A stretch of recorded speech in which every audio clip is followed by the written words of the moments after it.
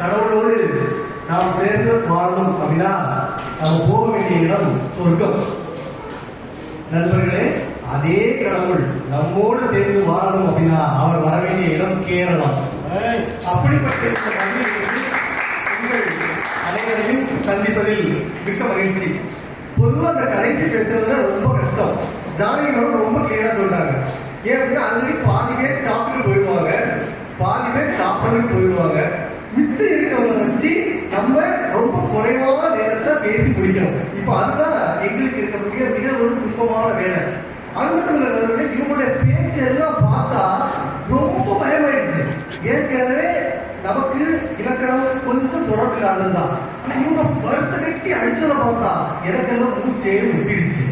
அப்போ ரொம்ப பயந்து பாரதி கிட்ட போய் கேட்டேன், பாரதியாரே எது செய்து என்னை காப்பாற்றுங்க அப்படின்னு. ஏன் அப்படின்னா இதே மாதிரியான சூழ்நிலையை பாரதியார் இதற்கு முன்னாடி ஒரு தடவை கடந்து வந்திருக்கிறார். பாண்டிச்சேரியில ஒரு ஐயங்காருடைய வீட்டுல அவர் இருக்கிறாரு. அந்த ஐயங்காருடைய வீட்டுல அவர் இருக்கும்போது அந்த ஐயங்கார் போலீஸ் நெருக்கடி காரணமாக அவர் அந்த வீட்டை விட்டு மாற சொல்றாங்க.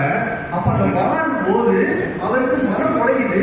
அந்த வீட்டை விட்டு மாறுவதற்கான மறுபடியும் அவருக்கு கிடைக்கல. இப்ப அவர் காணிக்கிட்ட போறாரு. காணிக்கிட்ட போய் முறையிடுறாரு. கேட்டது நீ பெற்றிடுவாய், ஐயமில்லை, கேடில்லை, தெய்வம் உண்டு, வெற்றியும் உண்டு.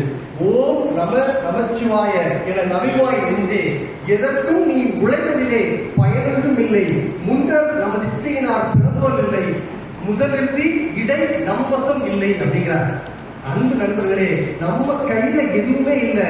நடக்கக்கூடிய காரியம் நல்லபடியாகவே நடக்கும். நீ தைரியமா போ அப்படின்னு இதே வழியில்தான் நம்முடைய கலந்துரையாடல் பேரவையும் இனியும் அடுத்தடுத்த கட்டங்களுக்கு பல பல நாடுகளுக்கு பயணிக்கும் அப்படின்னு சொன்னா அதுல எந்தவித மாற்று கருத்தும் கிடையாது. அதே மாதிரி சங்க இலக்கியம் அற்புதமா உங்களுக்கு பல கருத்துக்கள் சொல்லி கொடுத்துருச்சு. ஆனா நீங்க அதையெல்லாம் விட்டுக்கிட்டு எதுக்காக இந்த யாப்பு காப்பு இதை மட்டும் பிடிச்சு நிக்கிறீங்க அப்படிங்கிறதா எனக்கு புரியல. யானை வேட்டுவன் யானை பெருமை, குறும்பூல் வேட்டுவன் பெருமை வருமே அப்படின்னு சொல்றாங்க. அதாவது நீங்க சின்ன பட்டாம்பூச்சியை தேடி போனீங்கன்னா உங்களுக்கு அது கிடைக்காம போறதுக்கான வாய்ப்புகள் கூட இருக்கு. அதே சமயம் உங்களுடைய இலக்கு எப்போதும் யானைகளை தேடுவதாகவே இருக்கட்டும். யானை உங்களுக்கு எளிதாக கிடைக்கும் அப்படின்னா எங்களுடைய சமயத்தை எங்களுக்கு போதுச்சு. அது எங்களுக்கு இருந்துச்சு.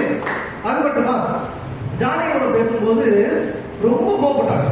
அது என்ன துணை எடுத்து அங்க எடுத்து இங்க விழுந்துருச்சு, அது என்ன கார் புள்ளி இப்படி புள்ளி ஆயிடுச்சு, காதல் புள்ளி ஆயிடுச்சு, கமா ஆயிடுச்சு. அது அந்த ஆசிரியர் இல்லையா, அது அந்த மாணவர்களோட அக்கறை அப்படின்னு நம்ம எடுத்துக்கிட்டாலும் அந்த எடுத்து பிள்ளைய எங்களால பிள்ளையாக எடுக்க முடியாது. காரணம் வாழ்க்கையே பெரிய பிரச்சனையா இருக்குது. ராமன் ஒரு சில சூழ்ச்சியை காட்டுக்கு போறான். சிலப்பதிகாரம் இலக்கியமே வாழ்க்கையின் மாற்றத்தின் காரணமாக மாறுது.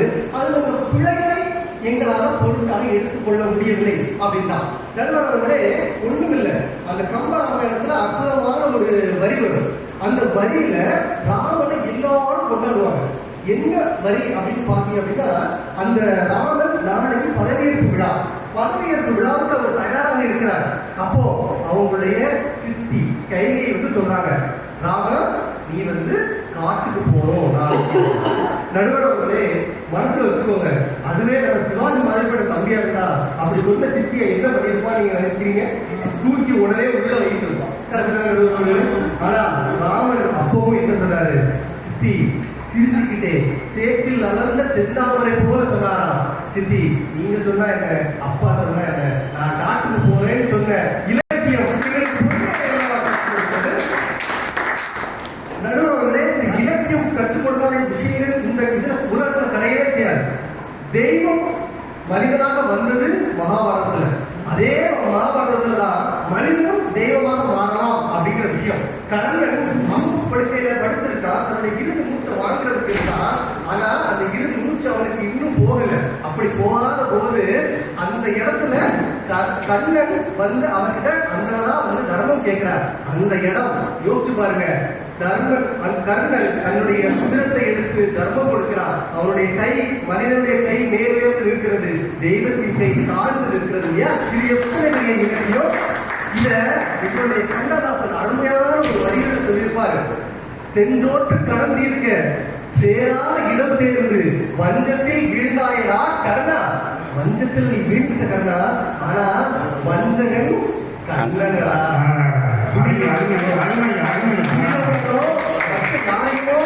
தெய்வம் குறை சொல்லல, அந்த வஞ்சகன் நானுடா அப்படின்னு சொன்னாங்க. இவங்க எல்லாம் காதலை பத்தி நிறைய சொன்னாங்க. எனக்கு அந்த ராபியாளர்கள் ரொம்ப கோபம். ஏன் அப்படின்னா 100 விட்டா அது காதலாம், நான் கணவன் மனைவி 100 விட்டா காதலாம். கண்ணதாசன் ஒரு பாட்டு அற்புதமாக எழுதி வைக்கிற, உன் கண்ணில் நீர் படிந்தால் என் கண்ணில் உதிரம் எப்படி காதல் சொல்லியிருப்பாரு. உன்னை மறந்ததினால் சபையில் என் புகழ் வளர்ந்ததடி. கடைசியில 2 வரி மட்டும் சொல்லியிருப்பாரு. ஆழம் விழுது போல் 1000 உறவுகள் வந்தும் என்ன, அதில் வேறு நீ இருந்தாய், அதில் நான் வீழ்ந்து விடாது இருந்தேன். இதுல காதல்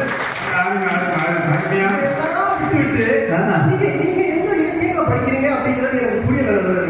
ஒரே விஷயத்தை மட்டும் சொல்லி முடிச்சிடறேன். எங்களுடைய கண்ணதாசனோட நான் பேசிட்டேன். கவி பேராசிரியர் வைரமுத்த பேசாம போட்டா ஒரு நாள் அவர் கோவப்பட்டுக்குவாருன்னு நினைக்கிறேன். ஒரு அற்புதமான பாட்டு, அற்புதமான ஒரு இலக்கியம், 4 வரி, நம்ம எல்லாருக்கும் தெரிஞ்ச வரி. ஒருவன் முதலாளி, உலகில் மக்கள் தொழிலாளி, விதியினை நிற்பவனே மாறி, அதை வென்று முடிப்பவன் அறிவாளி, பூமியை வெல்ல 1000 பேருக்கு, பூ பறிக்க கோடறிவதற்கு, பொன்னம் பொருளோ தோற்றதற்கு ஆசை இருந்தால் அகிலம் சகோதரர்களே, ஒரு இலக்கியம் உங்களுக்கு சொல்லித்தர முடியும். வாழ்க்கையில பிள்ளைகளை மண்தான் ஜெயிக்கிறது. இலக்கணம் உங்கள் மனிதனை வகைப்படுத்தும், ஆனால் இலக்கியம் மற்றும் தான் உங்களை ஒற்றுமைப்படுத்தும் அப்படிங்கிறது சொல்லிக்கோம். 2வது, தவறாக பேசுதல் என்பது இலக்கண பிழை. தவறாக பேசிவிட்டேன் என்பதே இலக்கியம் என்பதையும் இறுதிப்பட கூறி, வாழ்வின் மொழியின் விழி அகல திறக்க இலக்கியங்கள் தான் முக்கிய காரணம் என்று கூறி வாய்ப்பளித்த அனைவருக்கும் நன்றி.